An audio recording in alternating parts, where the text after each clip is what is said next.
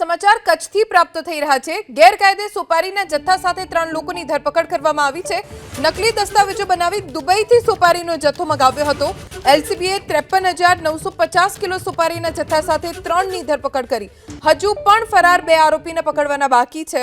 1,61,85,000નો મુદ્દામાલ જપ્ત કરવામાં આવ્યો છે। ગેરકાયદે સોપારીનો આ જથ્થો મંગાવવામાં આવ્યો હતો। નકલી દસ્તાવેજો બનાવીને મંગાવવામાં આવ્યો હતો। 5 આરોપી વિરુદ્ધ પોલીસે ગુનો નોંધી तपास हाथ धरी है। टेक्स चोरी थी बचवा रॉक सॉल्टना नामेथी सोपारी मंगावी हती। अमारा संवाददाता हर्षद ठाकुर पासेथी जानकारी प्राप्त करीशुं। हर्षद, 3 लोकोने झड़पी लेवामां आव्या छे। प्राथमिक तपासमां कोई विगतो मळी छे खरी? ધોની ફરી એકવાર કચ્છમાં મોટા પ્રમાણમાં સોપારી જે છે ગેરકાયદેસર પકડાઈ છે। પૂર્વ કચ્છ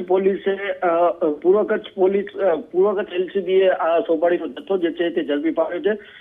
ફરજી કાગરો બનાવી દુબઈથી ગેરકાયદેસર સોપારીનો જથ્થો જે છે કચ્છ મંગાવવામાં આવ્યો હતો। કચ્છથી આને ટ્રાન્સપોર્ટેશન કરીને બહાર જે છે તે મોકલવામાં આવતું હતું, પરંતુ સમગ્ર મામલે પૂર્વ કચ્છ એલસીબીને બાતમી મળી હતી, જે પ્રમાણે પૂર્વ કચ્છ એલસીબીએ 3 આરોપીને જે છે તે ધરપકડ કરી છે।